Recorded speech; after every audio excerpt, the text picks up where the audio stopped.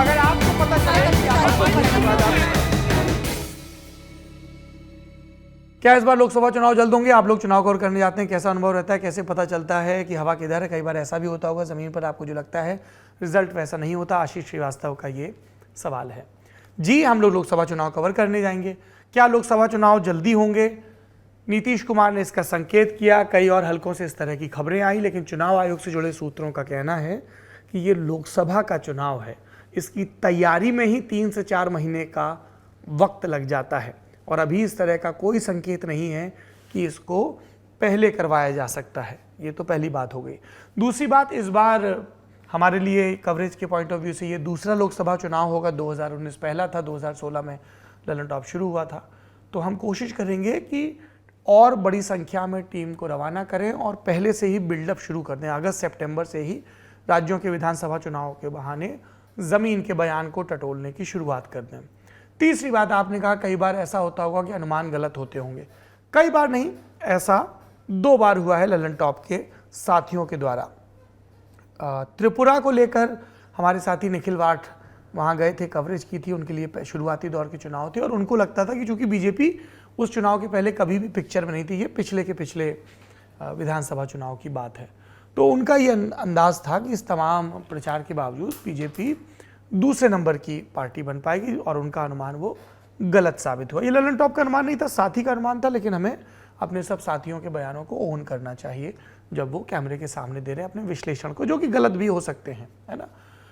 दूसरी दफ़ा बंगाल को लेकर, चूंकि बंगाली हम लोगों की पहली भाषा नहीं है, तो हमारे साथी तब प्रशांत मुखर्जी इस चुनाव को कवर कर रहे थे और उनका ये अनुमान था कि टीएमसी के लिए ये चुनाव मुश्किल भरा है, लेकिन जब नतीजे आए तो सबने देखा कि टीएमसी ने अभूतपूर्व जीत हासिल की।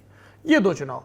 बाकी 2017 में उत्तर प्रदेश से हमारी शुरुआत हुई, तब से लेकर अब तक जितने भी राज्यों के विधानसभा चुनाव हुए हैं, उसमें अगर आप ज़मीन में खूब घूम रहे हैं, खूब लोगों से बात कर रहे हैं, पॉलिटिकल के इतर नॉन पॉलिटिकल, तो आपको पता चल जाता है और वो चीज़ें आपको संकेत में भी दिखती है। लेकिन चूंकि हम प्री पोल या पोस्ट पोल किसी भी तरह का सर्वे नहीं करते, इसलिए हमेशा व्याख्या करते हुए भी हम फैक्टर्स गिना देते हैं कौन से प्रभावी लगते हैं। कई एक बार मित्रों को व्हाट्सएप पे बता देते हैं, बाद में वो स्क्रीनशॉट वायरल भी हो जाते हैं कि आपने साहब यूपी में 269 कहा था, 273 आई जैसा। लेकिन ये ठीक नहीं है कि हम स्क्रीन पर आकर कोई नंबर प्रिडिक्ट करें, पर अंदाज़ा लग जाता है। कर्नाटक में भी अगर आप वो क्लिप देखेंगे जिसमें प्रीति चौधरी इंडिया टुडे की एंकर है, उनका शो था, तो मैंने उनको बोला था डिसाइसिव मैंडेट आ रहा है। हिमाचल में भी नज़र आता है, पता चल जाता है लगभग। तो ये लोकसभा को लेकर है। बाकी हम लोग भी बहुत उत्सुक हैं। इस बार का चुनाव बहुत ज़्यादा ज़मीन पे लड़ा जाएगा, डिजिटल फील्ड में भी बहुत ज़्यादा लड़ा जाएगा, तो मज़ा आएगा।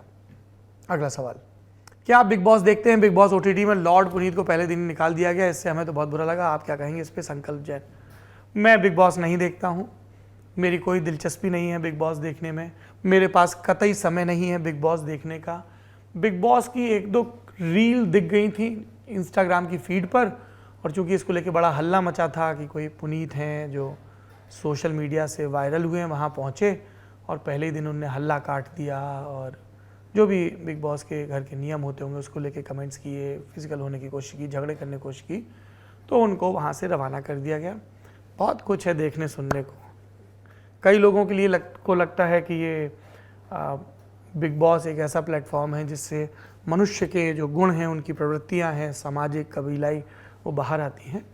पर ये इसीलिए हम लोग बहुत शुरुआत में, हम और हमारे एक मित्र हैं गजेंद्र सिंह भाटी जी, तो हम दोनों लोग शुरुआत में इसीलिए देखा करते थे कि कैसा होता है व्यवहार जब भीतर हो। अब मुक्त कर लिया अपने आप को इससे।